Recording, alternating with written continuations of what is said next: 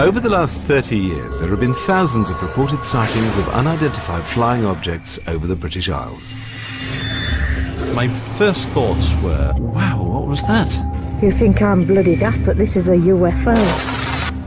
In the summer of 2008, reports of flying saucers and other crafts were capturing the headlines again. Over the years, numerous eyewitnesses, including military personnel, police officers and experienced airline pilots, have testified to seeing strange lights in the sky and other mysterious phenomena. Marble flock, very bright yellow object. It was nothing like an aeroplane that I'd ever seen before. It's the brightest light I've ever seen in my life. We could offer no explanation. Many of these UFO sightings remain unexplained to this day. But what or who were they? Could they really be evidence of extraterrestrial life? I thought, what's that? I couldn't believe my eyes. Tonight, we hear firsthand from those who witnessed them and examine the truth behind some of Britain's most celebrated UFO sightings.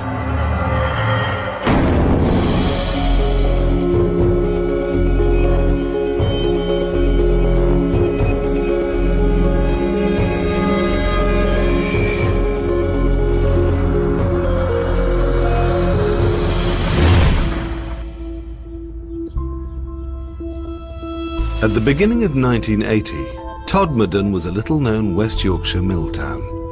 But before the year's end, the town would be associated with one of the stranger stories in British UFO history. For something you only read about or seen on television, and suddenly, it's there. If you think of a double-decker bus sideways, that's how big it was. And he wasn't the sort of person that would suddenly say something, you know, that hadn't happened. So I believed him. I felt quite safe in the police car. Now if somebody got out of it, I'd be bloody scared. The story of a young Yorkshire police officer's sighting of an unidentified object became headline news. I believe Alan Godfrey's telling the truth. If he's lying, he deserves an Oscar.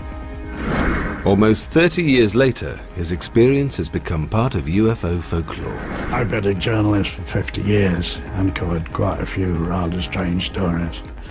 But the Alan Godfrey story is undoubtedly the most astonishing thing I ever covered. In 1980, Alan Godfrey had been a police officer in the Todmorden area for 6 years. On the night of the 28th of November, he claims to have witnessed something extraordinary. We had got radio messages from our control room that people were reporting seeing a small herd of cows roaming around a local council estate. And as I'm going up Burnley Road, I could see in the distance, about 500-600 yards up the road, something that had skidded. I thought it was a staff bus that had skidded across the road for some reason.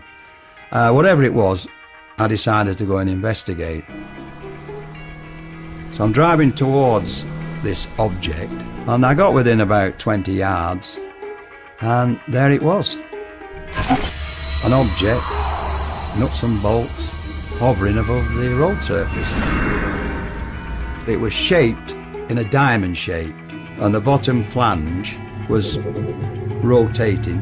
The top half appeared to be stationary. I didn't know what to do. I mean, what would you do? Well, if it were you, you'd probably ring the police up. But in my case, I'm already there, so I thought I'd radio our control room. Alpha Foxtrot 203 to control. Now with two radios, we've got a VHF, which is the car radio, and UHF, which is the personal radio. I tried both, and none of them had worked. Come in control. It was eerily silent. That really does stick in my mind, that was really eerily silent. And for some reason, I don't know why, I picked my clipboard up and started to draw it. I made a quick sketch. So it's there. Rather than my head, it's there, it's black and white. Although he'd made a sketch, Alan Godfrey's story would ultimately centre around what happened next. Now with black and white. and I'm at the other side of it, driving. Quick glance at mirror, it's not there. I got out of the car. The road surface was whirlpool dry, like a spinning object would make, you know, with all these leaves and branches and what have you. You could see an area of road surface that wasn't like the other. The others were wet, this was dry. Unsure of what had happened to him, PC Godfrey drove straight back to the police station in Todmorden. When Alan came into the police station, he was very agitated. I says to him, you'll never guess what I've just seen, you know. You won't believe what I've just seen. At first, you know, you think he's totally outrageous, you know, but I've no reason to doubt him. I mean, I've known him for a long time, and we know each other really well, and I've no reason to doubt what he said. But the night still had one more surprise left. As Alan Godfrey ended his shift, he noticed something else he couldn't explain. There was approximately 30-35 minutes missing that couldn't be accounted for. For me leaving the police station to coming back. To me, I'd only been away 15 minutes. Over I had, I'd been away approximately 45-50 minutes. What Alan Godfrey claimed to have experienced was strange enough, but he wasn't alone in witnessing unusual phenomena that night.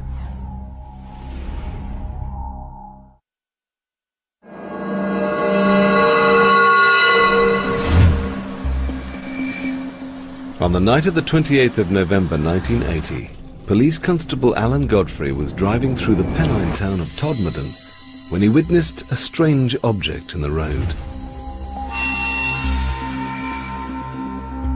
It was something you've only read about or seen on television. And suddenly, it's there, in front of you.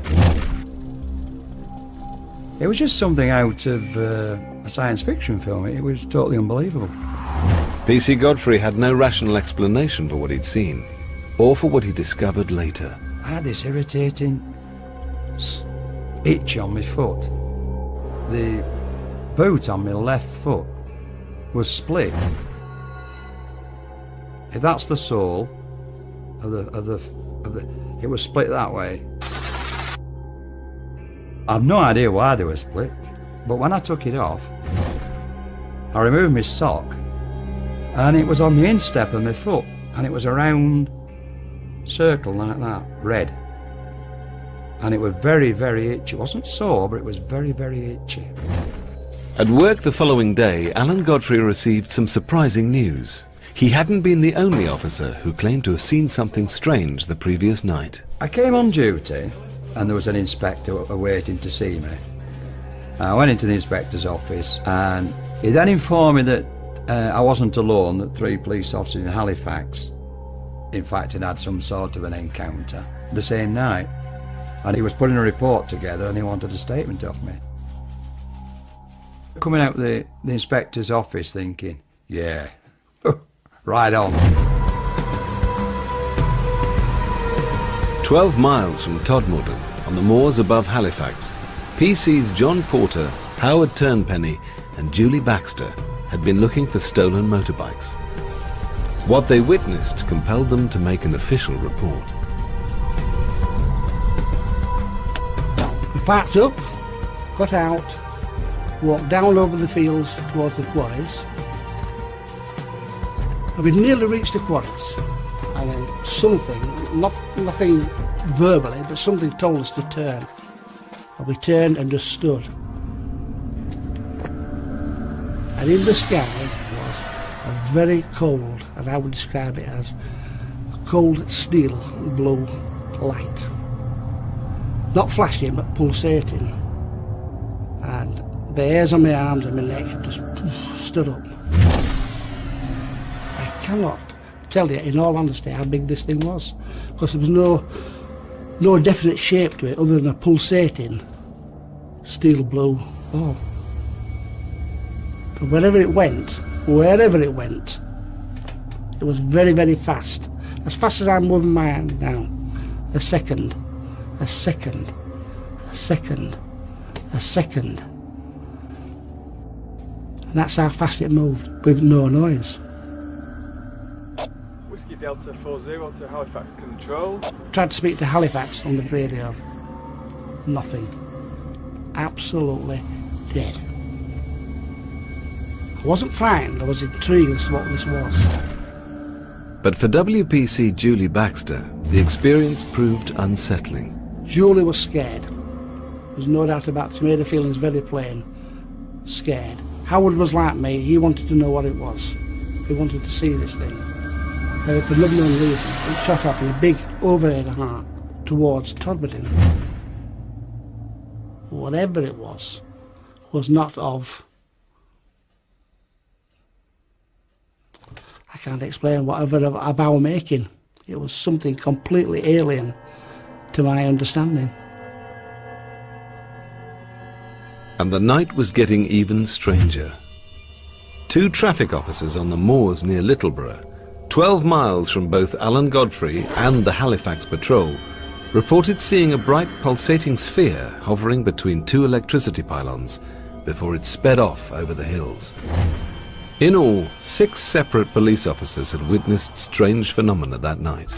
But it was Alan Godfrey's story which caught the attention of both the local press and UFO investigators, many of whom descended on Todmorden in the wake of the sighting. In 1980, Jenny Randalls headed British UFO investigation group Bufora. She was born near Todmorden and has written about British UFO sightings for over 35 years. The Alan Godfrey experience, when it happened, came at the culmination of a whole series of events during the preceding 3 or 4 months that had been occurring in and around that area. They've been getting stranger and stranger. The Pennines are the backbone of the United Kingdom.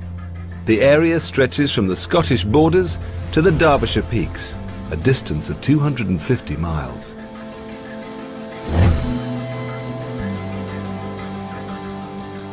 Throughout the 1970s, there have been dozens of reports of objects in the sky over Yorkshire and Lancashire. So numerous were the sightings, the area earned itself the name UFO Alley. John Sheard was a Yorkshire-based journalist reporting for both the local and national press. This was a time when the whole nation was obsessed with UFO stories. We had reports almost every day up here, particularly in the Pennines, but also throughout the country and in fact throughout the world. The late 1970s and early 80s were the heyday of UFO mania. The release of films like Star Wars and Close Encounters coincided with the doubling of reports of UFO sightings in Britain. For the time being, news of Alan Godfrey's close encounter had stayed within Todmorden, but it hadn't escaped the attentions of a group of UFO investigators led by Jenny Randalls. When I first met Alan, he struck me immediately as being a very typical, no-nonsense Yorkshire bobby. He would not have reported something like this unless he was absolutely sure in his own mind that it was real. Although there was little physical evidence to support his claims, Alan Godfrey did have a damaged boot. There was a split across the bottom of his boot. There's no question at all that that happened because we were able to immediately photograph it and it was real. There was also the sketch made at the time of the sighting. You just have to try and make a value judgment when you put all the evidence together, what you believe about the credibility of the witness, what the sincerity of the witness's story is, how it holds together again and again over the years. But for Andy Roberts, who has researched hundreds of British UFO sightings, the origin of what PC Godfrey witnessed is relatively straightforward. My personal belief is that he went into some form of altered state of consciousness, whether you call it a trance or something like that. Something triggered that. In his narratives, when he's described what he saw, he always says when he was driving up to it, he thought it was a bus. Now, it's possible that was the point when he slipped into this altered state of consciousness. When he got near it, he was seeing it as a UFO. Interestingly, he describes it as having 2 rows of windows, quite like a bus, actually. And it was on a main road near a bus stop. So it's possible he saw a bus delivering mill workers or picking mill workers up, and in his altered state of consciousness, it had transformed into a UFO. This object I saw was hovering off the ground, had no wheels. It was of a metallic colour and it had black panelling and dark windows. And it certainly wasn't a bus. I know the difference between a bus and what I saw that night. And what of the strange lights witnessed by police officers John Porter, Julie Baxter and Howard Turnpenny just minutes before Alan Godfrey's encounter? Could they have a perfectly rational, scientific explanation? Dr. Ian Griffin worked for NASA on the Hubble telescope project for a decade before returning to the UK to carry out research into the movement of asteroids. He now watches the night skies from his home observatory in Todmorden. My view is that nearly every UFO that has ever been seen has some kind of explanation, and it's probably because people don't really understand what they're looking at that they just call it a UFO. The planet Venus is often mistaken for a UFO. This is because it's very bright and it's very close to the sun in the sky. So very often, if you don't know what you're looking at and you see this stonkingly bright light beaming towards you, you think, what on earth is that? Meteors are sometimes mistaken for UFOs as well, caused by a very fast-moving rock entering the Earth's atmosphere high up. As the rock moves through the atmosphere, it ionizes it and causes the gas atoms to glow in different colours. The colours can be green, they can be blue, and sometimes they can even be an orangey-red colour. There are other phenomena which may have existed for as long as the Pennines themselves, and which stem from more natural causes. Could these be the reason for the many sightings in the area, including those of Alan Godfrey and the other police officers in 1980? Dr. David Clark undertook a major study of the area, known as Project Pennine. It described naturally occurring phenomena that ranged from glowing hillsides to bizarre balls of light. It's known that lights have been seen and reported by people following major earthquakes and earth tremors around the world. So we were interested in checking out whether similar correlations could be made with the lights that had been seen on a regular basis in the Pennines of northern England. Basically, you've got underground huge rock movements going on and rocks crushing against each other and electrons escaping from that movement. People have described seeing these light forms as following valleys or appearing above electricity pylons or even apparently pacing cars. But what may be happening here is that these lights are actually following fault lines or magnetic variations in the local area, and that those movements are interpreted by people who see them as being intelligent, as if it's a piloted craft of some description. In November 1980, PC John Porter and his fellow officers had reported seeing a bright object moving at incredibly high speed. Could it have been a naturally occurring light or something man-made? Aircraft can actually cause UFO sightings too. Oftentimes they'll have lights that flash under the wings, and viewed from certain angles they can appear to be coming straight towards you or whizzing across the sky relatively quickly. So it's not unknown for an aircraft to cause a UFO sighting. We've all seen aircraft in the sky at night.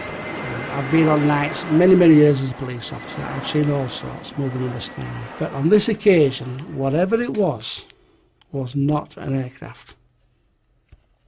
It was not. There's no way it was an aircraft. Moving too fast and no noise.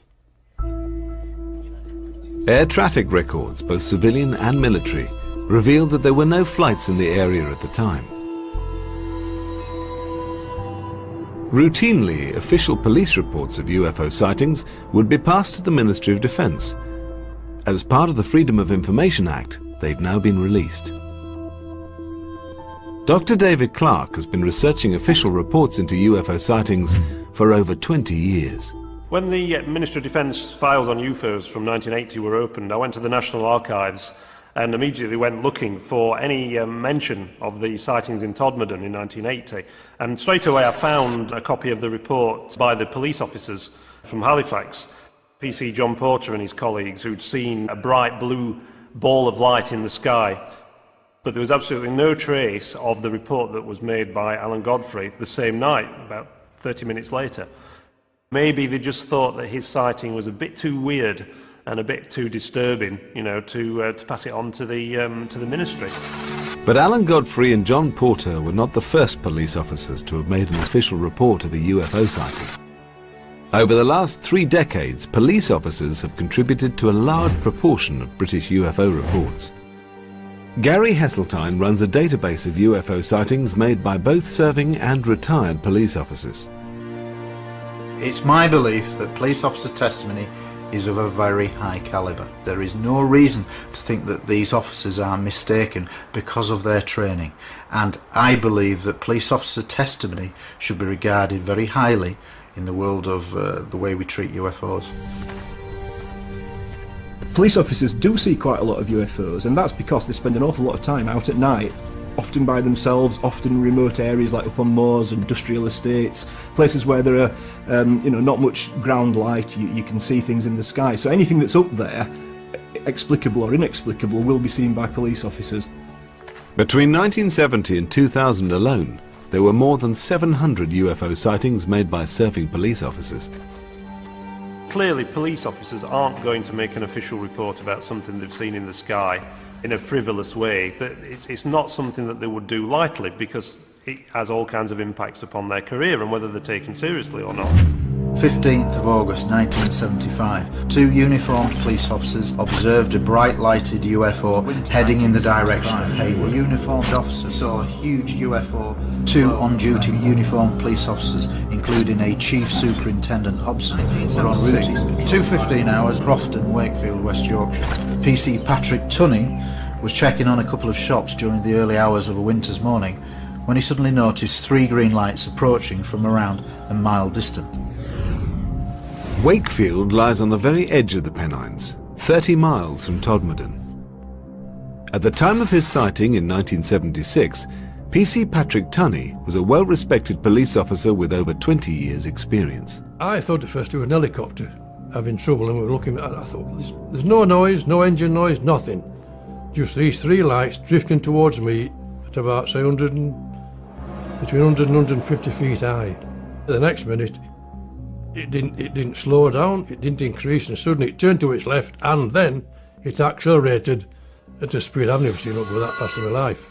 All it was a streak of light, and that was it, gone. Could what PC Tunney saw have been an aircraft, meteor, or even a naturally occurring ball of light? And could any of these account for what Alan Godfrey claimed to have experienced in November 1980? Whatever the explanation, within a few months, Alan Godfrey's story would take a much more bizarre turn. After police officer Alan Godfrey reported an encounter with a strange object in West Yorkshire in 1980, some researchers claimed it to be a landmark in British UFO history.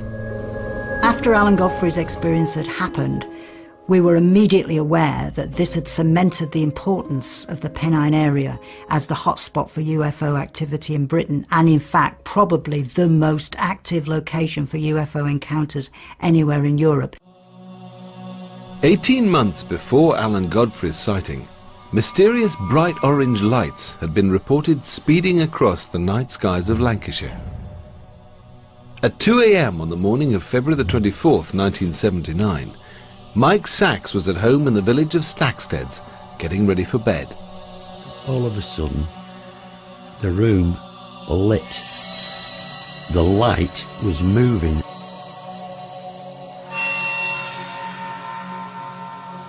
I rushed to the window to be confronted with this huge ovoid, about 8-10 foot across, light, all diffused around the edges.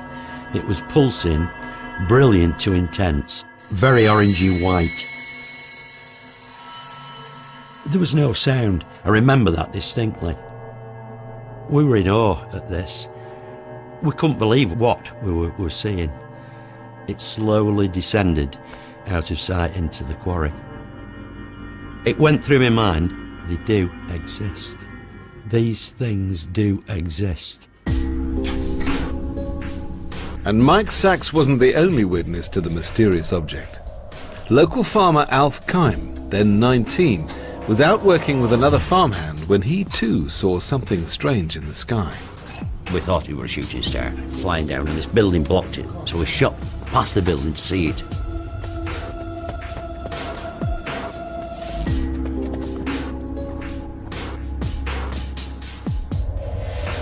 It was like amazing, really, because it was the size of 2 double-decker buses. and it was sort of like spinning round, like changing colours, a lot of orange. And it went right across the skyline, right over the valley then. Right over the valley. And it went over, you know, over top of houses, right over to quarry. And I thought, somebody must see that. You know, even though it were late, I thought somebody must see it. You know, we can't, there were only months to see this. I immediately phoned Baker Police, reported what I'd seen, and they said, right. He said, well, 2 of our police officers have also phoned in. They were parked up just below the quarry, and they reported it. I phoned my brother Raymond. I went up for him. We came back to the quarry where the Panda car was still parked there. And I said, did you see it? And he said, see it? We thought it were coming down on our blooming heads. There you go. So we decided then to go up to the quarry. Now the police officers went up with us.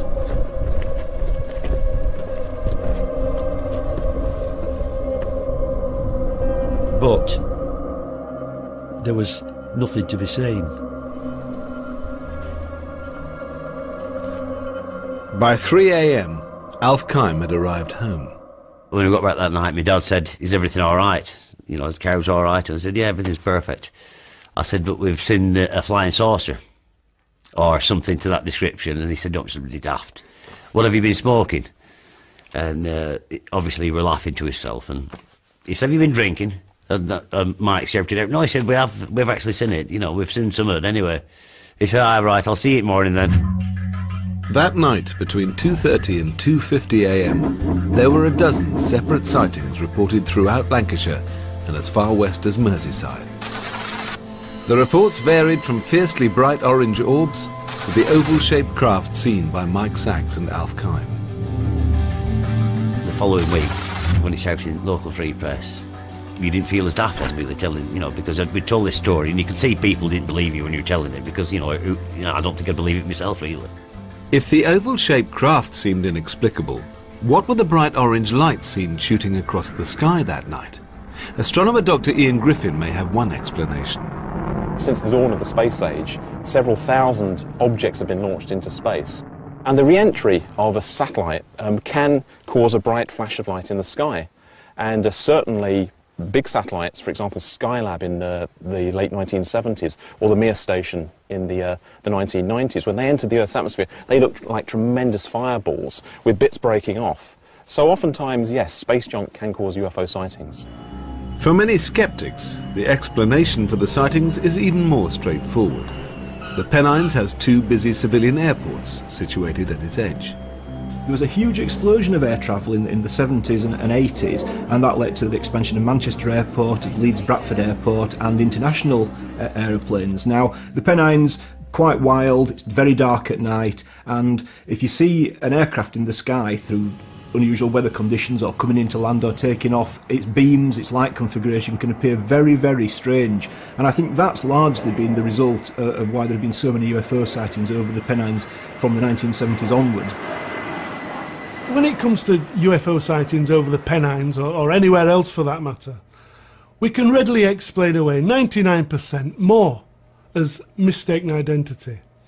But it leaves that niggling little number every time that no matter how much research, no matter how much you try, you can't get rid of these particular cases.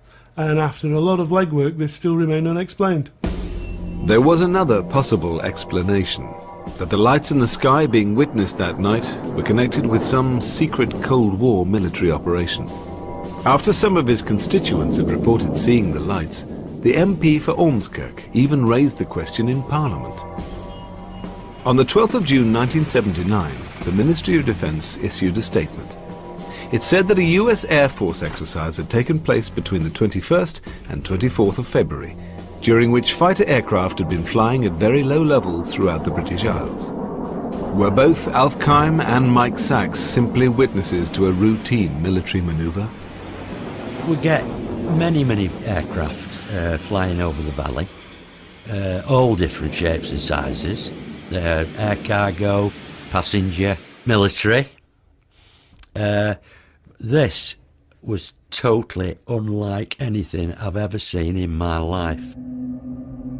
I can only conclude, and I don't say this lightly, it is extraterrestrial.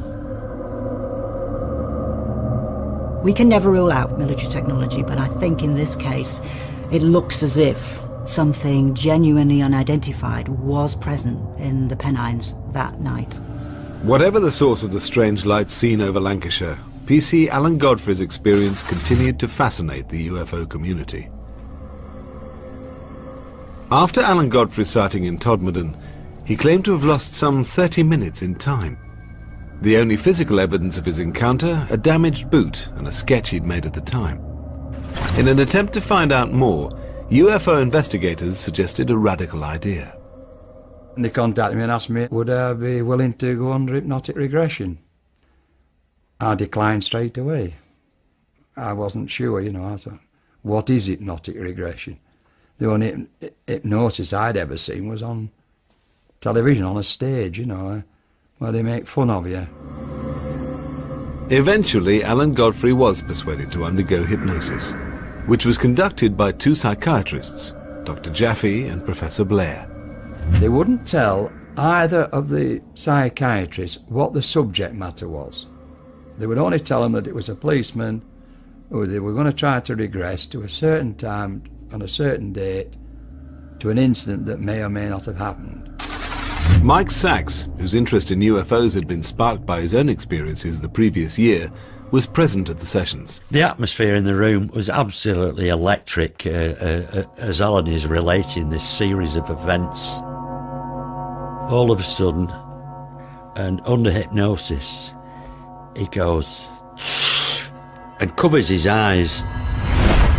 And then somehow he's floating and he's taken into this room. I have no recollection whatsoever what went on during that hypnotic regression. Under hypnosis, Alan Godfrey's claims grew more bizarre. Not only had he witnessed a UFO, he had also come into contact with alien beings. In UFO terminology, he had been abducted. We were actually present at possibly one of the first abduction cases that has happened in the UK. Whatever Alan Godfrey had experienced in November 1980, and whatever had happened to the missing 30 minutes, the latest revelations seem scarcely credible. UFO abductions, very big in America, not so big in Britain. A handful of people allegedly being abducted by UFOs. So when you get a policeman seeing a UFO, later coming out under hypnosis with the story he was abducted, you've got something that's quite solid there, and people have latched onto it as being, you know, a real event. I'm asking myself, did that really happen? No, I couldn't have done. I don't believe it. But why am I saying it? Psychologist Chris French has conducted several studies in the area of so-called paranormal experiences. There are a number of different factors which seem to play a role in people reporting that they've had an alien abduction experience. Very often there is some initial triggering event, like, say, an episode of sleep paralysis or missing time, that leads people to believe they may have been abducted by aliens. What's probably happening is that they are getting confused between things that are happening in here and things that are happening in external reality. And basically, as a result, they're having sometimes hallucinatory experiences, sometimes false memories, but that's leading them to believe that they've had these alien encounters. But it wasn't just Alan Godfrey's supposed abduction that intrigued ufologists. The investigators also discovered a connection to another unsolved local mystery, one they believed could have extraterrestrial origins. 6 months before his UFO sighting, Alan Godfrey and colleague Malcolm Agley had received a call about a body found at a local coal yard. He received a radio message that found a body at Todmorden railway station, so I attended with PC Alan Godfrey. Also, instinctively tells you there's something not right. You know, you come across dead bodies all the time, it sounds like, but you do. He was lying on his back, just staring up into the sky. There's no disturbance of the call, you know, to say how he got there. You just can't explain it at all. It was being treated as a crime scene.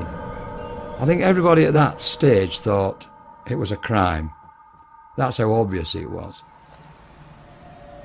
Why would a man climb a stack of coal, lie down on his back on top and die?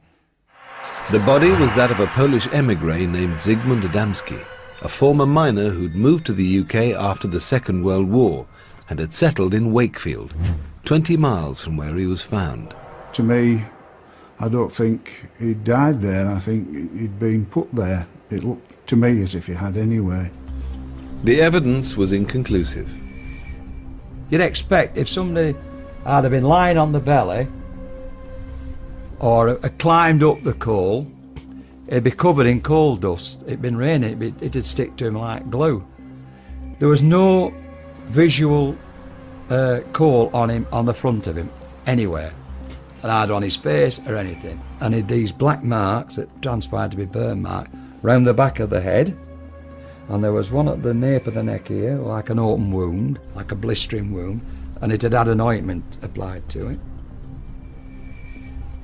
We just thought it was strange, you know, that he had these injuries and this sort of green ointment, which looked nothing I've seen before at all, you know. It just seemed strange and a bit unnatural, really. Zygmunt Adamski had gone missing after a shopping trip. There was no suggestion that he'd planned to disappear, and he was known as a loving family man with no obvious enemies. The autopsy confirmed that Adamski had died of a heart attack. Coroner James Turnbull was mystified, not least by the strange substance found on Adamski's burns. We had the substance analysed, and the toxicologists and the scientists couldn't come up with any answers to what it was. And we came up against a blank at every line of investigation. This was one of the most puzzling cases that I've come across in 25 years. If somebody proved to me that UFOs exist and that there was one around there at that time, and that in some way we could associate it with this case, then perhaps I might say I'd only raise half an eyebrow. Whatever the truth behind Adamski's death, which remains unsolved, Alan Godfrey's association with it was to turn him into a UFO celebrity.